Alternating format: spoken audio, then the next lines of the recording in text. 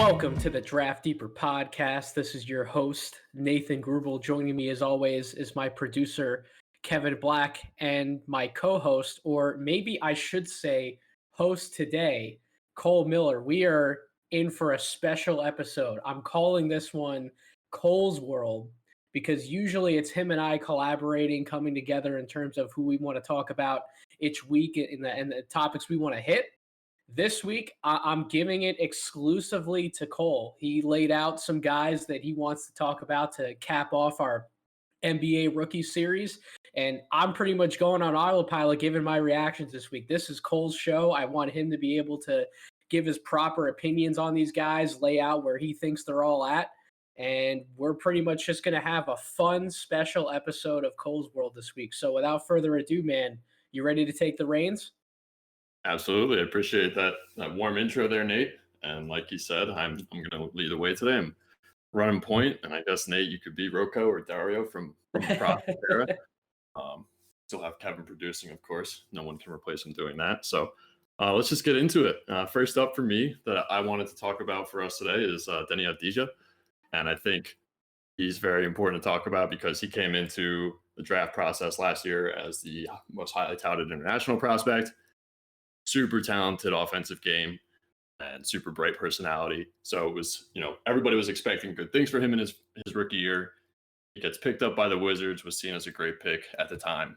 And so far this season, it hasn't quite clicked all the way for him. And there's a couple reasons for that, I think. But so far, he's only averaging just under 6 points a game with 4.7 rebounds and 1.3 assists. And the assist thing to me is a little surprising just because of how much of a creative playmaker he was built to be coming in to the league, and the flashes we saw of that overseas as well. So I figured that would be, maybe he would have more opportunity early on with the Wizards to showcase that. But so far, it hasn't been the case. We've seen him in quite the locked-in 3-and-D role. That's the role the Wizards seem to have him in, next to Beal and Westbrook, who carry the load down there. But to his credit, I think he has really played the role to the best of his ability. He's not moping all the time about how he doesn't have the ball in his hands and he doesn't have that offensive creativity right now, or the freedom to do that right now. So he's giving it 100% to learn this role and be a part of a team, or be a part of this team and fit in. But I think at times the frustration has shown through. And I'm wondering, Nate, what have you seen so far out of Avdija? Do you think the Wizards have kind of locked him in to this role? And do you think he has shown progress in the role? And do you think we'll start to see more of that playmaking in the second half of this season? Because at times, Scott Brooks has said, that seems really far off for him. But we saw the flashes, and he seems like a capable ball handler already. So Avdija is walking a very fine line in terms of what you and I probably thought he would be doing more of coming into the league versus what he's actually been tasked to do, which I guess in a way is to be expected because this is a Washington Wizards team that definitely wanted to make the playoffs. They wanted to make some noise in the Eastern Conference, bringing in Russell Westbrook. Obviously, Bradley Beal is going to take his fair share of shots night in, night out. Both of them, really, they're going to be gunners. So you would expect that not only is Avdija coming in as a rookie, but he's also coming into an offense that has its assigned roles pretty much to everyone, right? Like somebody like a Thomas Bryant or like a Mo Wagner's there on cleanup duties in the big man role. Troy Brown Jr., when he's in the lineup, he's there to kind of be a floor spacer in the same way that the Wizards have used Avdija. So I guess it's a little surprising, yes, that the assist numbers are down, but I also didn't really expect him to have the ball in his hands creating for others too much because of the presence of those other two guys and the expectations that the team has as a whole. Now, Cole, you can kind of give your thoughts because you and I didn't talk on air about what you thought about Avdija before the draft. I didn't really see him as necessarily like a point forward or that much of a playmaker per se, where I really saw his playmaking be incredibly valuable in his time overseas was as a quick decision maker, like a secondary quick decision maker. Like you get him the ball, maybe you run him off a screen, get the ball in his hands, and at that point he's either taking a quick shot or he's making another quick read and more of like a designed play. I didn't think that, at least right now, he'd come into the NBA and be this freelance creative playmaker. I thought that any kind of passing responsibilities he would get would be a little more designed and within the flow of the offense, but he hasn't even really gotten that much opportunity to even do a little bit of that. So I think that's more by team design. I think Scott Brooks is making those comments because that team has a clear direction that they wanted to go. I don't think this is quite the time for the young guys to be taking that much responsibility within the offense, but that could change in this second half of the year, depending on where the Washington Wizards find themselves in between that 7 to 10 range to ultimately make a play-in spot to get into the postseason. So what do you think about some of my thoughts there, Cole, as far as how much of a playmaker do you see Avdija being as we move more into his future, even into his second year when we finish off this rookie campaign? My comparison for him, I'll just say, what was Danilo Gallinari. I saw a lot of Gallinari in his game in terms of what I think he could become, and that's why I had him pegged as like the third overall prospect on my board at the time, the famous draft deeper big boards. But I had him there because if you can get a player like Gallinari in the top 5 of a draft class, I think you pull the trigger and you go ahead and get that player, because even though he's been injured at times throughout his career, when he's been healthy and when he's been able to stay on the court and show steady signs of improvement over time as those games kind of rack up for him, he's been an incredibly valuable four-man, especially in the way the game's played today. Absolutely. I think you hit the nail on the head with the fact that this was, the plan probably in the early going for the season, for him to be locked into this role, given that Westbrook and Beal are there. And the team does want to make the playoffs to appease Beal to try and keep him around for sure. So to your point about him not being necessarily a primary playmaker or natural playmaker, he's more of an instinctual one. With the quick decisions, like you said, I think that's pretty accurate. I think there might be a little bit more natural playmaking in him than Danilo, and I think Danilo is more of that standstill shooter. I think Denny's needs to be on the move a lot more than Washington's giving him freedom to do right now. I think he could handle it. And given the way the season has gone for them, I'm not sure why they haven't at least tried it a little bit more with him. He did come over with, a very high pedigree. And it seems like he, at times, feels like he could definitely handle more in their system. So I think the Wizards need to be careful here because, yes, they need to maintain their idea of making the playoffs, but they also, Troy Brown's honestly barely playing. He's getting some DMPs right now. And, that's a little bit because they've asked him to stand in the corner a lot, just like they're asking Deni to do this year. So I think the Wizards need to be careful and not lose these young players a little bit too. Do you think there's any risk of that going on right now as they try and really focus on the playoffs?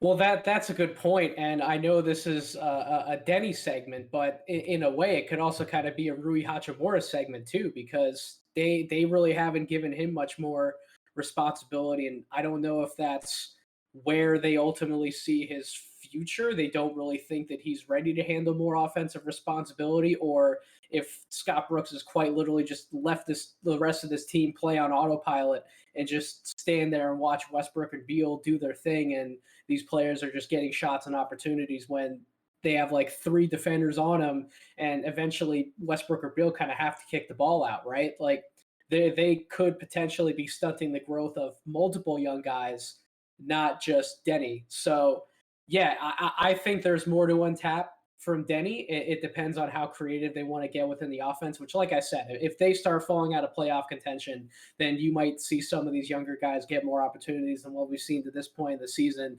I don't know what kind of thoughts you have on Rui, but I'd like to see him get more opportunity in that young Wizards core as well, because I think that he was a very promising prospect coming out of Gonzaga, even though despite him being on the older side in relative terms to who he got drafted around, again, in basketball age, he wasn't really developed to the point of some of these other guys playing overseas coming into the States. He didn't have that same basketball age to his credit. So he still has development to do. And Tommy Shepard was really high talking about him before the season. Like, he still viewed Rui as a really intriguing piece in the same way that he viewed Deni as a really intriguing piece. Just both of them being the size to kind of play that combo 3-4 and really impact the game in more ways than just standstill shooting. Yet that hasn't bore out, probably because of the personnel they have around him. So yeah, I agree. They could be stunning the growth of not just Avdija, but multiple young players they have in the lineup. Yeah, no, just to address really real quick, it's definitely a shame to see that he hasn't taken that big step with the Wizards in year two. And I really do think there might be something there with the growth being stunted of these young guys, because they're being asked to, they're being put in roles that are very finite, and they're not, they're really not allowed to work on anything else in the game. And so they're not getting that valuable in-game repetition to expand their skill set. And so for a guy like Rui, especially, who was working from behind the curve already, given his background, yeah, I think it's troubling to see that happen to him so early in his career. And, hopefully that gets straightened out pretty soon. But to your credit, I mean, even talking about Denny Abdijah, like some of the stats that you pulled and some of the things you pointed out in our notes that we set up for the podcast, and you even mentioned it, he's playing his role and he's adjusting to his role very well, even though it might not be as much as he could have thought that he might be able to handle in his rookie season. He still plays hard on defense. He still rebounds the ball incredibly well. I'll let you get into the specific stats and the numbers about that since you found them. But yeah, he's doing a lot of the other dirty work that comes from being an NBA player and aspiring to play a role on a quality team. You have to be able to do a lot of the dirty work and willing to do so, not just kind of taking everything that's coming your way and that being the start and the end of your quote unquote punch out, your time clock punch out during a game, right? Like, he is contributing in other areas. Definitely. Yeah. And just to touch on those stats real quick, his 3-point percentage is up 8 points from his EuroLeague play last season, which is pretty impressive, especially as he needs to fit into that 3-and-D role that he's been asked to do. And then also he's in the 81st percentile overall with a 20% defensive rebound rate while he's on the floor, which is impressive for any rookie, especially one who plays, that 3-4 combo position. But moving on to a guy who is, always on the move for his offensive opportunities, a guy that I liked a little bit more than the rest of the crowd, I think, last year, is Isaiah Stewart for the Detroit Pistons, probably seen as a little bit of a surprise getting picked where he did in the draft. But this dude is just an iron, brick shithouse, for lack of a better phrase. He is muscle bound. He was ready to play in the NBA last year from a physical standpoint. The skills got to catch up, and reading the game's got to catch up a little bit better. But man, this guy is an absolute rebounding machine. He's a little bit of a throwback in that sense. He's got some Reggie Evans in him, I think, in that regard. His rebounding rates, offensive, defensive, are terrific. He's in the 97th percentile on offense and 82nd percentile on defense. Absolutely amazing for a rookie. He's working his tail off down low, using his body to carve out space. And he's quick off the ground to boot. He's quick off the ground in multiple efforts. He gets off the ground so fast, once, twice, 3 times, and he just works his tail off for those rebounds. And he's also got a surprisingly good 4.9% block rate, which gets him into the 92nd percentile.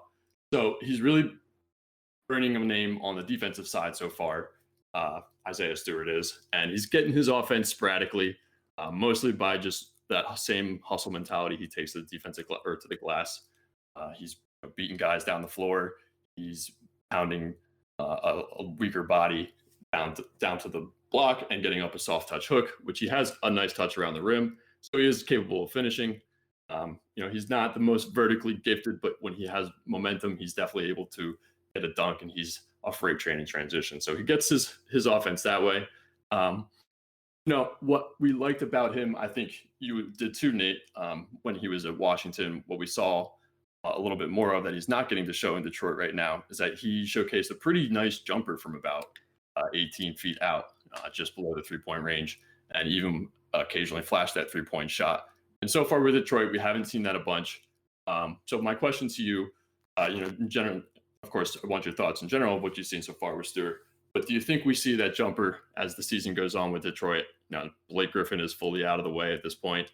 D Rose is out of the way. They've really turned the keys over to the young guys to see what's left or what they've got. I hope we see more of the jumper, because that to your point was an incredible selling point for him coming out of college. Anybody who did like him was buying in that the jump shot would be able to translate in time in the NBA. Now, the 3-point shot hasn't translated. The free throw shooting about 69% from the line, that can absolutely improve. But yeah, his mechanics, especially from a mid-range perspective, like quick pick and pop actions, he should be knocking down mid-range shots with more regularity in the NBA. But at the same time, the Pistons haven't asked him to necessarily step outside of the paint and knock down some of those shots. Quite frankly, you can correct me if I'm wrong, Cole, but a lot of the film I've seen, they don't really even run that many plays for him in general. I don't see him involved in as much pick and roll as I believe that he ultimately could be. Pretty much everything he's doing is just pure dirty work, beating up on everybody else, bruising away in the paint.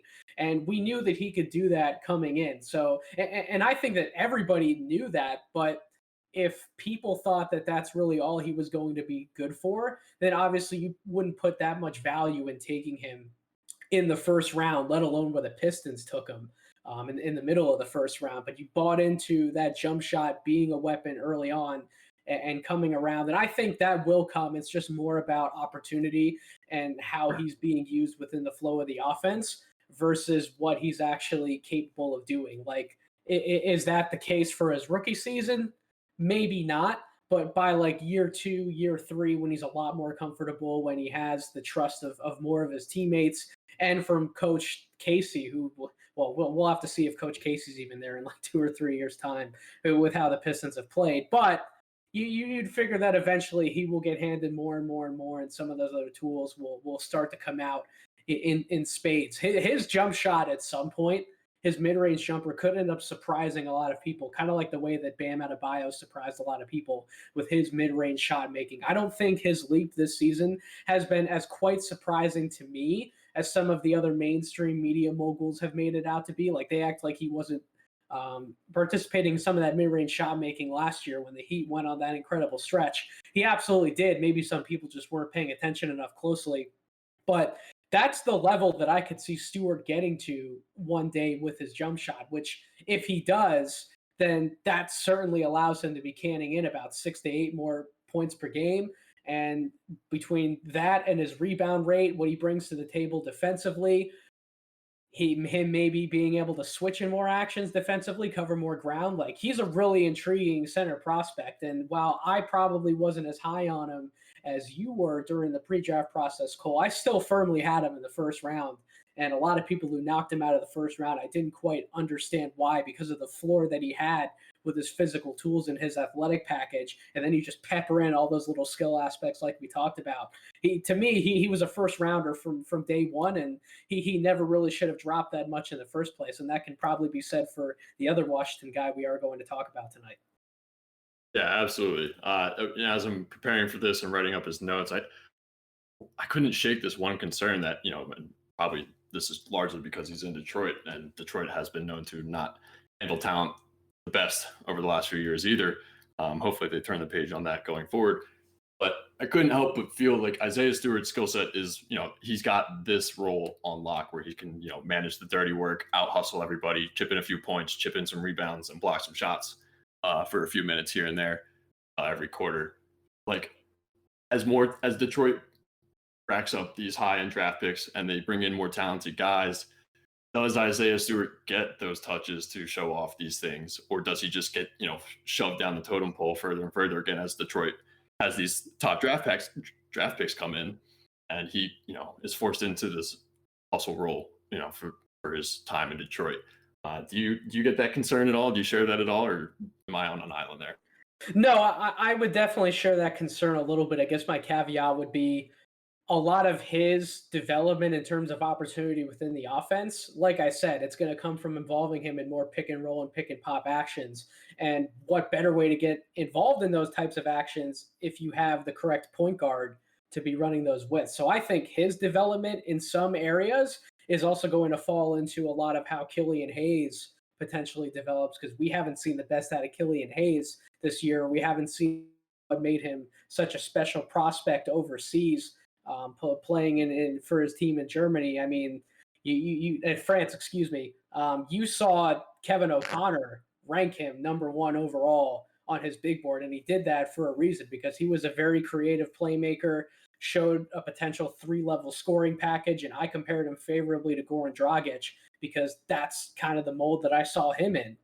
And if you put that dynamic of a point guard talent with a big man who can comfortably roll or pop out and knock down a shot from the mid range or even from three, that's a dynamic pairing right there and something that you would want to build around. So I think that I'm not necessarily worried about the other type of wing talent they could bring in around those two, but they got to figure the point guard thing out. And whether that's Killian Hayes or they end up drafting somebody else, like let's say they get like a top 5 pick this year and they want to bring in somebody like Jalen Suggs. It's going to be they need to figure out that point guard position before you can really expect too much more from the center spot. Yeah, I totally agree with you. And as soon as they do figure that out, I think Stewart will start to blossom. I'm with you on that. He's a house. He's going to set some pretty awesome screens. No one's going to. He's already annoying to play against. You can just tell just the way he screens down low, and like nobody's going to want to go against this guy. And that's an underrated thing I think about his profile, that he is just damn annoying to play against. So, moving along to a guy you hinted at just a moment ago, his fellow Washington teammate, Jaden McDaniels, brother of Jalen McDaniels out in the Charlotte Hornets.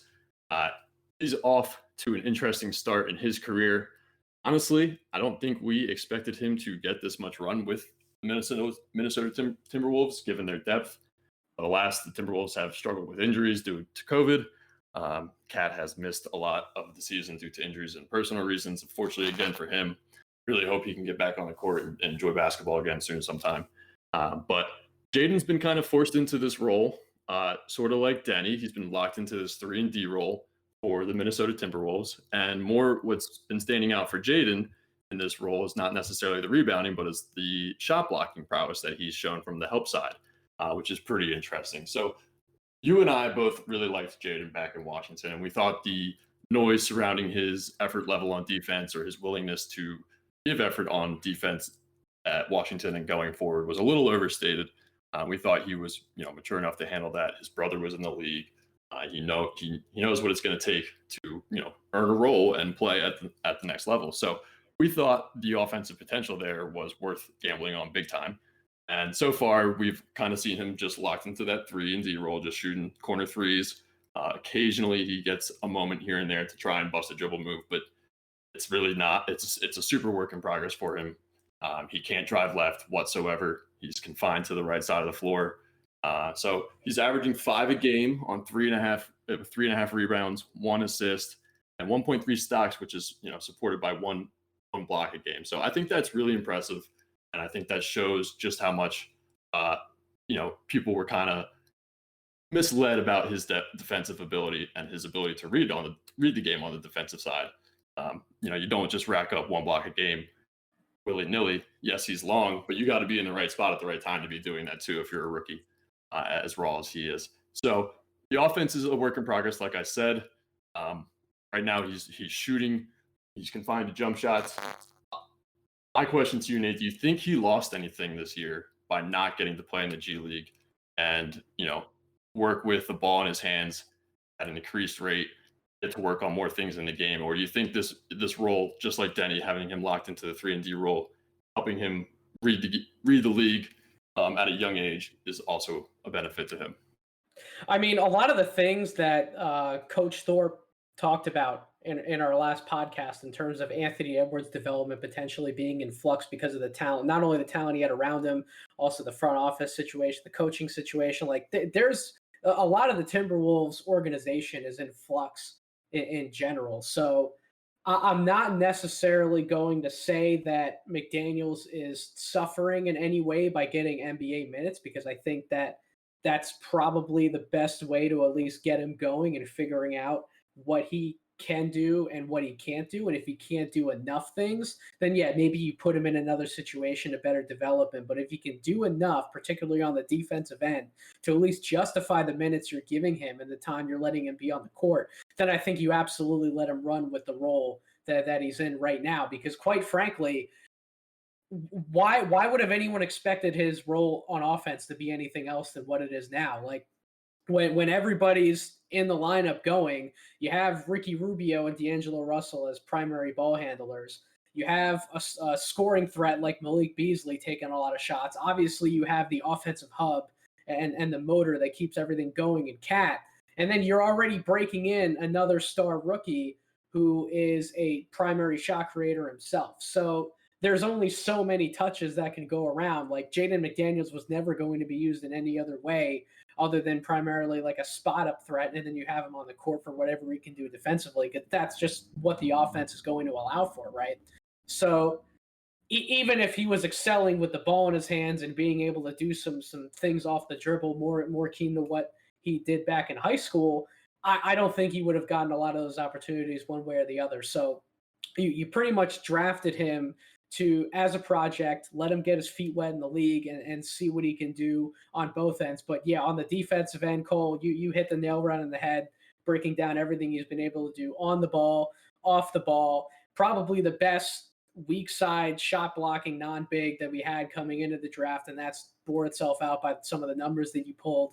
He was an impressive defensive prospect to evaluate when he was at Washington. Like I specifically remember some games when I was scouting him, going back and watching some film where he'd have like 4 or 5 deflections in a row, be that like when he's playing a passing lane or coming over, blocking a shot from the weak side. Like he was always getting his hands on the ball, and he always played with a motor. And when he was able to make some of those plays on the defensive end, that generally translated to offense a lot for himself in transition. So that was clearly one way that he could come in and impact the game at the college level. And it's been how he's been able to really impact the game at the pro level. I think a lot of the shooting will come around in time.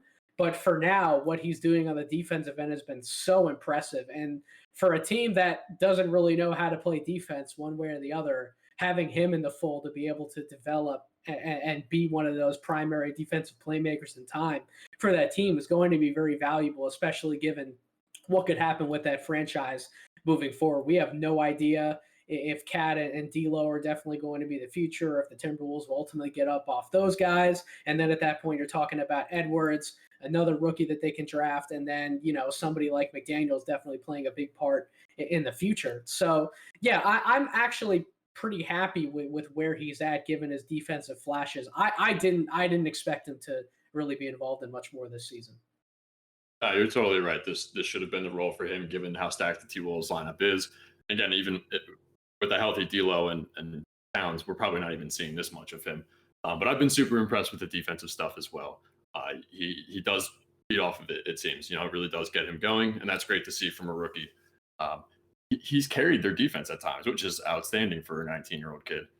He really has turned the tide for them at times in games and helped them come back and keep games tight. Like it's been very impressive. And nobody talked about his defense, man. No one. No. I know you really weren't on draft Twitter that much during the pre-draft process because of some things you've alluded to in the past. But when you were in those social spaces, no one talked about his defense, and I couldn't understand why. The whole book on him was that he was inconsistent offensively. People were really buying the jumper, the individual shot creation. That sometimes led to like this quote unquote bad attitude that he sometimes portrayed on offense. Like, yeah, some of those things could be true, but at the same time, you have a guy who's trying, who gives a shit, who wants to play at a high level, and it's like, how can you turn down that type of defensive talent who has latent offensive abilities that he definitely showed that he had back in high school? So there's game to build off of there, and I just don't see how you don't value someone higher like you and I did with that type of athletic and size package along with everything else he brings to the table. Yeah, I never understood it. No, and he's seen his brother go through, the blue collar route to stay in the league so far, bouncing between the G League and the big league team. And you got to know that he's going to understand what it takes to keep grinding and do the little things to stay in the league and eventually hopefully show off his full package of skill. So yeah, I think people missed on Jaden from what I understand last year where people had him ranked. And I'm excited to see how well he's done so far. And I'm hoping that the T-Wolves continue to figure out how to progress these young kids because they have some really exciting young talent between. So moving on, I'm going to let you take the reins on this guy because you're the Grizzlies guy on the team here. And I think you know a little bit more about Desmond Bane than I do. He's quite the jump shot specialist himself, but he's been impressive in other areas on offense as well. So give me your thoughts on Desmond Bane so far with the Grizzlies. What do you think he's been most impressive with so far for the team? What do you think he can continue to build on the rest of the way here? I love Desmond Bane, and I think probably my greatest regret in terms of someone who I would have liked to bring up last week with Coach Thorpe, because he made that passing comment that he absolutely loves Desmond Bane too. I wish we could have got into him a little more, but that's fine because we're going to talk about him here. Coming into the draft, he was viewed as an older wing prospect, so that kind of diminishes his value a little bit. But what he did do was he shot the piss out of the ball in college. He's clearly shooting the hell out of it now. All of his shooting numbers, I will let you go through some of those shooting numbers, Cole, since you were the one to pull the stats. But all of his shooting numbers across the board are absolutely tremendous. And he gives something that Memphis has really not consistently had for many, many years. I am the Memphis guy. I was the big Memphis Grizzlies fan going back to those grit and grind teams, where if we could have just had like one or two more shooters on some of those great defensive units, that the Grizzlies could have made a finals run. They arguably could have went to the finals over somebody like the Spurs. They just would have had a little more shooting. Like if they would have had this Desmond Bane back on that team, oh my God, like I can't even imagine some of the results. But that's how good of a shooter he's been. I mean, 48% from the field overall, 44% overall from three, and automatic when he gets to the line about 88%. Like he's everything you would want in a role player coming in. And one of the other things that hasn't exactly been highlighted by the stat profile, but was something that we knew during the pre-draft process, was that he was a really good decision maker with the ball in his hands. Now he's struggled to excel in pick and roll situations at this point in the NBA, but I think more of that can come with time and experience and familiarity as he gets himself settled into a role within the team. Like he's kind of been all over the place between the minutes he's playing one night. Maybe he has to star in a certain role the other night. So, and that's been because the Grizzlies in general have been in a little bit of a flux just with what they've got going on injury wise. Like we just learned yesterday that Jaren Jackson's going to be out for a more extended period of time. Obviously, so who am I forgetting? Justice Winslow. That's who I wanted to come off my head. Like he's obviously been, absent since they traded for him. So they're still trying to figure out the lineup that they have around John Morant, who is a still developing point guard in his own right. Like, this is a really young team, but having a guy with the college experience and the maturity that Bane had coming in, being able to do what he can, shooting the ball lights out, and then add in some of that secondary playmaking, just in terms of what I talked about earlier with Deni. Like what I'd like to see him do more of is just getting involved in quick actions and then making a quick pass out of some of those actions. Like that's what Bane does really well. That's what he did really well in college. And just having an offensive weapon like that who doesn't hurt you defensively. He has good size at 6'5", probably he looks like he's near 220. He's listed at 215, but he's definitely a brick house of the guard spot in his own right. He's a physical presence. You're not going to lose anything defensively with him necessarily. So yeah, just a really competitive rookie and a guy that I certainly valued higher than where he was drafted. I think a lot of other people did too. Like I thought for sure some of the buzz that was coming out about him from the pre-draft process, I thought for sure he was going to be a top 20 pick. Like he was one of those guys on draft night. I couldn't believe he slid, and Kevin can even attest to that when we did the live stream during the draft. Like he was a guy that I was like, why the hell is he sliding? Let alone why didn't Boston take him? I know, Cole, that you're a Peyton Pritchard guy, and I'm sure at some point we're going to bring up Pritchard's name and talk about him a little bit. But I cannot believe that Boston passed on him, because if you look at what they're missing right now, Pritchard's been a really nice guy to fill in the gap for the Celtics in different spots. But what they really needed was a wing who could not lose them any ground defensively and shoot the hell out of the ball. Like Desmond Bane would have been perfect for the Celtics right now. Well, you don't have to hate on Pritchard. They could have just taken him instead of Naismith. Oh, God, come on. Don't dump all over Naismith. No, I'm not going to let you do that either. I'm not going to let you pull your Bill Simmons slander and dump all over Naismith. He's been inconsistently in and out of the lineup, but at the same time, you want to talk about potentially the best shooter in the whole draft class. Like, I still think Naismith could get there. It's just going to take a little more time than everyone likes or wants to admit. But then again, maybe he wasn't drafted to the right market, because a lot of those Boston fans are unruly and they're impatient, as you and I are well aware of in the Philadelphia 76ers fan base. A lot of similarities in terms of what we expect out of these young guys. Yeah, absolutely. But getting back to Bane, he's been an offensive delight for the Grizzlies, and you hit the nail on the head with him. His role has been a little bit in flux all over, just like the Grizzlies has. So as they settle down, I think his role will settle down too. He'll offense will be led by his jump shot making ability. To get into those numbers you mentioned, he's in the 84th percentile in spot ups, which is 44% of his offense. So that's a big deal. That rates out as excellent on synergy. With no dribble jumpers, he's in the 89th percentile, also excellent. So he is definitely a marksman of marksmans. And you pointed it out, he's not had the greatest success in pick and roll just yet in the NBA. He's definitely succeeded the most where he's been able to just get up a dribble jump shot out of those sets. And I attribute that to probably because he's just, like you said, not as used to that type of responsibility. But it's definitely something he can continue to learn. He's an intelligent basketball player. I think there will always be a little bit of a limitation there just because he's not the most explosively gifted guard. He's a little bit, he relies on a lot of herk and jerk and some craft to get his space creation, but he's good at it and he has a feathery touch from range. So I don't worry about him getting his jumper off going forward in his career. And I think we're going to see more of that passing ability start to trickle into his offensive game as well. They've got some nice wing players all of a sudden out there. If Justice can stay healthy, Brooks can sort of find his way again. But with Bane, do you think he pushes for the starting job next to Morant down the line, or how do you see that kind of I playing sure out? hope so. I sure hope so because they need a dead eye shooter in that lineup, and who better than Bane at this point to step in and fill that role? Like I know they've tried to throw darts at the board a little bit, like somebody like a Grayson Allen, but Allen's ultimately not the level of player that Bane is, and it's not necessarily because of pure talent or athletic ability. Like if you had to compare the two players, like I'd probably take Grayson in terms of like the physical traits, other than just like the pure size and muscle on his body. But when you break down the other parts of their games, how cerebral of a player Bane is, and how much of the offense he's able to come in and grasp right away and then excel in. Like you don't excel in so many different areas shooting the ball like he has by accident, right? And that type of performance doesn't just come from solid mechanics either. You need to know where to get those shots, when to get those shots, and how to get those shots.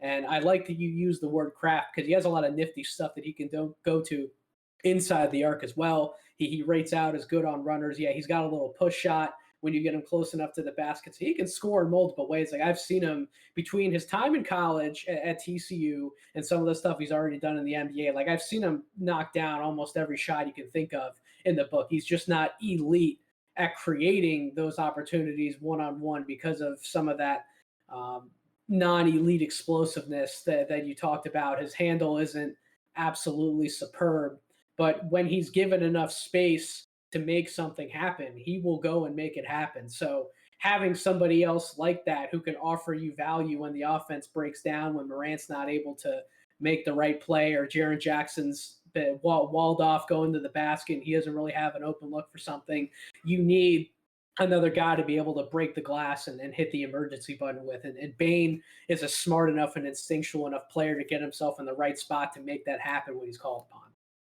Yeah, totally agree. And playing next to Morant, like Desmond really needs to be that elite, explosive first step guy because Morant is, and Morant will be able to drag defenses all over the place. He already does.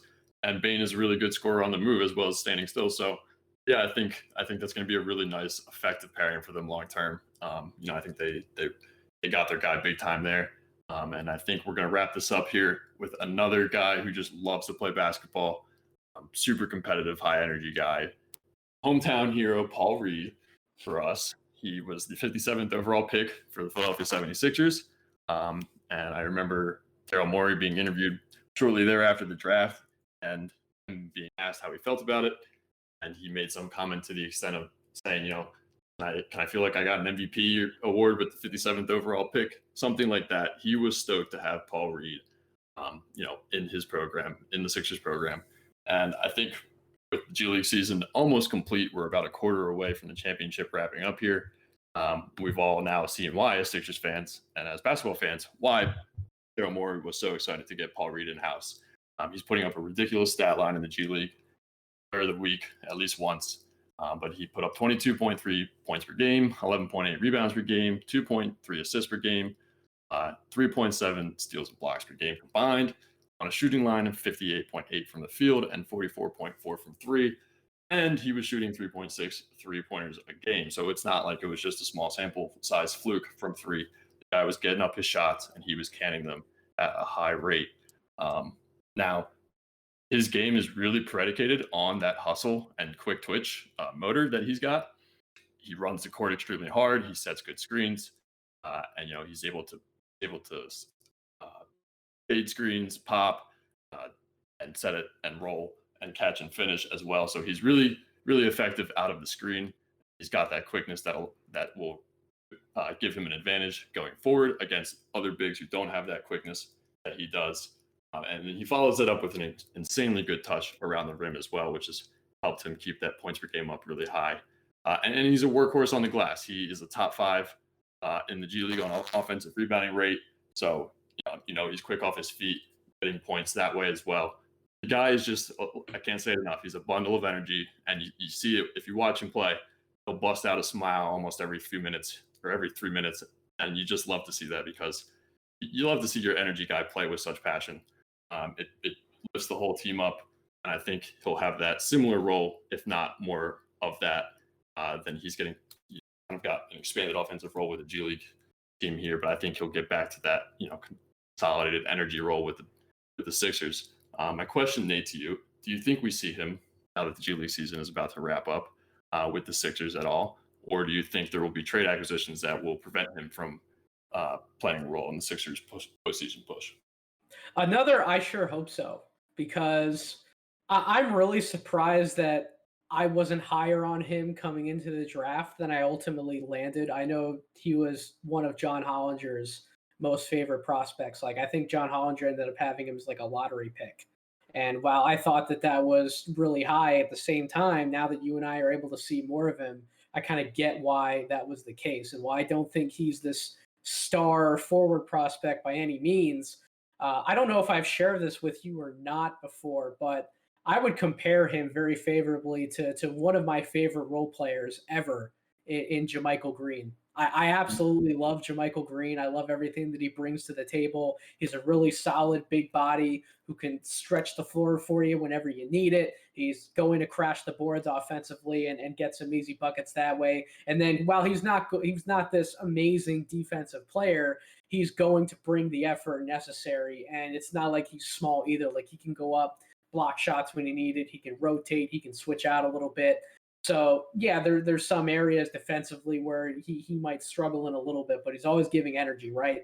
Now, Paul is blessed with better athletic traits to an extent than JaMychal Green. I'd say JaMychal Green is overall better size. Who knows how Paul Reed continues to fill out into his body, but Paul has the length and the shot blocking prowess that JaMychal Green doesn't have. But they're both, in my mind, stretch forwards who are going to give you high energy play off the bench. They're going to be able to stretch the floor. The one concern I have with Paul Reed's offensive game is in that jump shot. He needs to fix that hitch. Like, he has a noticeable hitch in his jumper that, yeah, he's knocking some of these down, but that's not going to last for forever unless he gets his shot mechanics tightened up a little bit. Like, it's not even just like a little bit of a hitch. Like, it's incredibly noticeable as he's catching the ball and then bringing it up from his waist to be able to then go up for the rest of the shot. Like, it's pretty bad, but you know what? He gets it to go in, and it's not like his shot's quote unquote broken because he's nailing so many of those jumpers in the G League. And that was something that he really took the time to improve on in college. Like, that the ability is there. It's just tightening up those mechanics a little bit. And then he's going to be really good to go in the future. But yeah, I like Paul Reed a lot.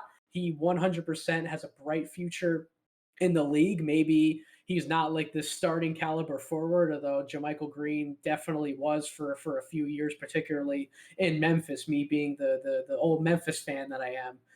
But he played valuable minutes last year with the Los Angeles Clippers in the playoffs and a lot of big shots for them. He's had his opportunities here and there at Denver. I don't think that they've quite scratched the surface of the type of role that he could play for them as they move later into the season and then into the postseason. So, being a big fan of JaMychal Green, I see a lot of similarities between the two, so I kind of have to be a fan of Paul Reed. And if that's the type of impact player that the Sixers can get from him coming into this postseason, if he's ready to step in and take up a little bit of that JaMychal Green mantle, then I think we really have something that's able to come off the bench for us when we get into the playoffs. Yeah, absolutely. I kind of feel he has that super sub potential, especially on this team with a Ben Simmons who's going to, be 6'10" and be able to run pick and roll with him, and have Paul Reed be able to step out as Ben attracts defenses, all the way to the rim. I know he's got the hitch, but I think it's going to work for him. He might iron it out a little bit more. He probably will just because of professional coaching. But Chris Boucher also has an ugly shot, and he's converting at a high rate. And he's on a team where, he's got 4 guys who can draw the defense away from him and give him a ton of daylight, and he's confident in it. So I think that could be the case for Paul Reed too. So I like your JaMychal Green comp. I think he's got a little Boucher in him as well, where he can come in and just fill out the stat sheet in a hurry in every which way. So yeah, I think the Sixers hit it big there. Morey has a great track record in the second round, so it's definitely exciting to see Paul Reed make such an impact in the G League. And Isaiah Joe, who we might get into another time, has also shown some good things in the G League. But just to wrap it up here, it's been a great time. We're getting to run this show. I thank you, Nate. It's been a pleasure talking about some guys that have caught my eye here. I think the arrow is pointing up on all of them, to be honest. They all do good things on the court right now, and they have bright futures ahead of them. And yeah, that's it for me. Yeah, everyone who wanted to dump on this draft class, I think the whole draft class period has a giant up arrow over it. Like we talked about it coming in, that there were a lot of role players and some gems hidden in this draft class. You just had to do the work and find them. And I think for some of these teams picking later in the first round, some of their selections in the second round, a lot of that draft homework that they did over that extended period where they couldn't have anybody in for workouts, but they could really dig into the film and maybe do a lot more film watching than they've done in the past. They were able to do their homework and really find some great draft steals in this 2020 class. So I'm really excited for everyone that we've talked about today. I'm excited for the entire draft class in general, but especially some of the other guys that we hit home on the last 2 weeks as well. And this isn't the end of us talking about the NBA rookies. We're going to be back wrapping up their seasons as the regular season for the NBA comes to a close, with something that I really like to do, Cole. I would love for us to do like a rookie of the year ballot and then ultimately fill out like our all rookie first and second teams. That's going to be a great exercise for us in the future. But again, thank you everyone so much for listening to this podcast.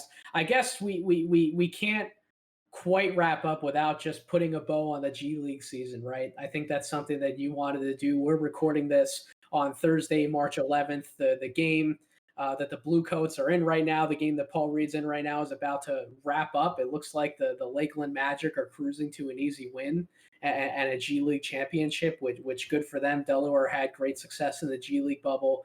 Raptors 905 was the top overall seed. They ended up getting knocked out and being in a surprising loss. But our G League Ignite guys, since this is a draft show, we kind of have to wrap up the season and give our closing thoughts on how we feel the experiment bore out. I thought it was a success. It certainly appeared that way at the start of the year when they started out 4-0. They lost some games and they fell off the wagon a little bit, but ended up winning that last game to get into the playoffs, and they won that last game pretty handily. And it was a tough break because they went up against the Raptors 905 team that has tasted very much G League success in the past. And you knew that was a team that was going to be well coached, well prepared, and come in and probably blow the doors a little bit off the young guys who this was really their first taste of professional basketball they've gotten. But Cole, I know that you've been high on Jalen Green this entire time that we've been able to watch him in the G League. We've shared some of our thoughts on the other two guys that flew under the radar a little bit coming into the season, but Daishin Nix and Isaiah Todd certainly had bright spots. And in my mind, I think they won over a lot of executives and scouts, and they probably have first round cases now that they might not have had before that G League bubble process. And Jonathan Kuminga had a little bit of injury trouble towards the end of the G League season, but he certainly came out early on, as we talked about in a previous podcast, and burst onto the scene and really solidified himself as a top 5 prospect. So is there anything else that you really want to share on some of the G League Ignite guys before we put a bow on that season, and then we'll revisit them a little deeper at some point? No, I just echo your thoughts there. I thought it was a resounding success. The first season for the G League Ignite squad. Definitely helps to have the level of talent they did, and four young players that were very good and all playing big parts of the team throughout the course of their mini season here. So I hope the success continues. If you're a prospective college D1 basketball athlete and you're towards the top of the class, you're not really feeling college. This looks like a credible outlet at this point, and I think it helped raise the competitive nature and the appreciation for the G League around the rest of the league as well, for fans and the players. I think players felt, I think the players continue every year to feel more and more uh, excited to play in the G League, knowing it's a real opportunity for them to turn some heads and get back or get to the league and reach their dreams. So yeah, no, I'm excited to see what the G League Ignite team looks like next year. By the way, before I close out this podcast, shout out to potential #1 overall draft pick Cade Cunningham for the season that he had at Oklahoma State. Even though that some felt that he didn't deserve the Big 12 Player of the Year honors, that's still one hell of an award to win as a freshman. And he didn't have to stick it out at Oklahoma State when some of those sanctions came down. He could have absolutely transferred out and found somewhere else to play, including even the G League Ignite, which holy cow, like if he would have ended up on that G League Ignite team, I can only imagine some of the results that could have happened. Maybe him throwing some nice lobs to Green and Kuminga on some transition stretches. But yeah, I just want to give a shout out to him because it shows that you don't always have to go somewhere else to find success. Some people coming into the season wouldn't have thought that he had much talent to work with at Oklahoma State. Ice likely was a guy who was well known at Oklahoma State before Cade got there. He obviously played a part with some of his veteran leadership, bringing that team together. The Boone twins have been phenomenal all year. Avery Anderson, a gem, Cole, that you and I have certainly grown fond of as the season has gone on. A lot of them have certainly grown from playing with a playmaker like Cade Cunningham, even though some of his assist to turnover stats don't quite bear that out.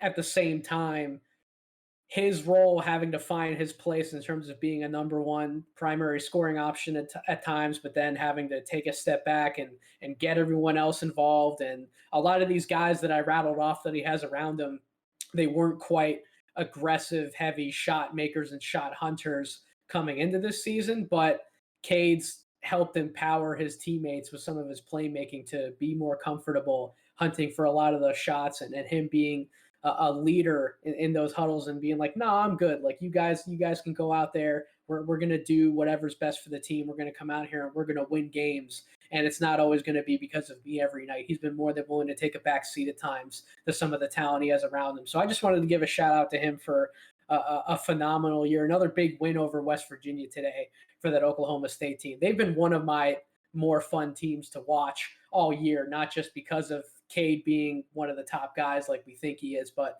also some of the other talent that's been able to develop because of his leadership, and also credit to the job that Mike Boyden has done keeping that team together and rallying the troops and reeling off some big wins here in a tough Big 12 league. Yeah, no, his maturity is way beyond his years. And I think if you bring this team back entirely next year with Cade, I think you see his assist numbers probably double because of what you just said. He's been able to, because of the talent he is, he raises the game of everybody else. He just forces you to be better. He finds you in ways that other players just don't find guys on the court. And so, like, I think you build that chemistry with this team for another year, and his assist numbers look way better. That said, he has really helped shape this team. His fingerprints are all over it, and I think it's kind of like Peyton Manning and Tom Brady and all the great quarterbacks. He's able to take raw talent or guys who were kind of nobodies and help them turn them into at least role players, if not big-time contributors, as those quarterbacks have done over the course of their career. So he's headed for stardom. Had he been on the Ignite team this year, throwing lobs to Jalen Green, that would have been some preview to some All-Star game stuff a few years down the road here, I think. But maybe we'll see that in time. Yeah, absolutely. So again, thank you so much, everyone, for tuning in every week. As always, if you haven't subscribed to this podcast, please do. Apple Podcasts, Spotify, the YouTube channel. Follow us on Twitter at Draft Deeper, like our Facebook page, talk to us. Cole and I are always looking on that account. We're always looking to start some conversations and get in some as well. So definitely keep the communication going with us. And we thank you so much for the listenership and the viewership that we do have. And we hope to be doing this for a lot longer. And stay tuned to the website. I've had some personal transitions going on in my life, but trust me, the writing's coming back and we have a lot more profiles that we want to get out there. So definitely keep your eyes peeled towards us, and hope you have a wonderful rest of your week. Enjoy the wrap-ups of the conference tournaments that are going on. And we got to preview some March Madness, I guess, next week, Cole. Head into next week. We have a special guest planned already, but we are going to have to do a little bit of tourney talk. So thank you, everyone. Hope you all have a wonderful rest of your week.